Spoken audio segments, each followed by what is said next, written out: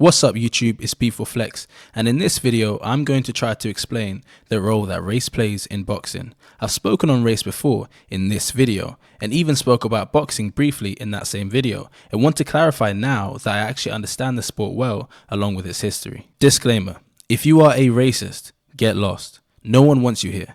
That goes anyway, white to black, black to white, black to Asian, Asians to white, Asians to whatever. It's actually wild that some people believe that only some discrimination is considered racist. I don't care if you are a minority group in whatever country you live in. Any discrimination based off race, regardless of the race of the offender, is racism. So miss me with your supremacy. This also means do not take a segment from my video that you may like and try to make the message seem supremacist for any race. Just get lost. Honestly, do your own supremacist stuff with your own content if you want. Just don't meddle with mine. And keep any racist views to yourself. Also, if you are sensitive and easily offended, don't watch this video either. It's not offensive, but I'm sure someone will have a problem. So, you've been warned. Alright, now that that's out the way, let's get to the topic. By the way, I'm not going to be referring to race in this video, but rather ethnicity. The main ethnic groups I'm going to cover are black people, specifically black Americans, white people, specifically European and American, and Latinos of Southern and Central America, as they've been the most dominant ethnic groups in boxing. Of course, there have been noteworthy pugilists of every ethnicity, and I'll still cover them. However, overwhelmingly, these groups have dominated boxing. First things first, the main thing people may assume that race might impact is genetics. So let's look at what genetics have an impact in boxing. Things that are considered talents. So you have power, speed, endurance, durability is in chin, and height/reach. Now, I'm going to focus on power, speed, endurance, and height/reach because there is limited research that I could find on racial differences in concussions. Let's start with power. In theory, power would rank as follows: black, white, and then Latino. This is based off the traits associated with power in sports, such as jumping and sprinting, in particular, the ACTN3 gene and the ratio of fast-twitch muscle fibers to slow-twitch muscle fibers. So in theory, this could be the case. Speed is very similar too, though how light a fighter's frame is could also greatly influence this. Endurance is quite the opposite, going Latinos first, followed by white, then black people in last. This is for the same reason discussed for power, but applied in reverse, as in percentage of slow-twitch muscle fibers, along with VO2 max and the ACE gene. Yet again, watch this video if you'd like. When looking at height/reach, it would go white people, black people, then Latinos. The tallest countries in the world are white. Latinos are around 5'7" on average, white people are 5'10", and black people are 5'9". However, I'd tie white and black Americans here, as the wingspan would favor black people more, as black people tend to have longer limbs and shorter torsos, and white people tend to have shorter limbs and longer torsos. So, of course, the added height, but then the reach would go in the other favor. So then I'd put them tied and the Latinos afterwards. Okay, so this is just in theory. Let me repeat that, in theory. This is what you could conclude based off theorizing. Now, let's look at the reality. So, power. I initially believed that black people had a large advantage in power punching. This is because when the question of who the pound for pound hardest hitters of all time are, the lists tend to include a majority of black fighters. Not just black fighters, a lot of variety, different colors, shades, whatever, but majority were black. Why is that? Is that a genetic disposition for punching power? To a degree it may be, but I don't believe that is the reason. Rather, look at the culture of black America in the 1900s. Considering black people weren't allowed in the NFL fully until 1946 and in the NBA until 1950. So before then, culturally, the sports prioritized wouldn't be football or basketball as much compared to white people. So they would flock to the sport more and therefore perform better as a group and as a result rank higher. I say this too because nowadays it seems that way. Now that all sports are accessible to all people pretty much, the hardest hitters of today are of all ethnicities. I mean, back in the day this was the case too, I just mean overwhelmingly now.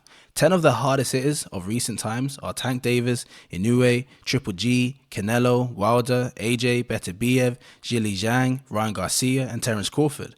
There's 4 black people, 2 East Asians, 2 Latinos, and 2 white people. Well, kind of. Well, 2 Europeans. Clearly race isn't an influential factor. The same goes for speed and endurance.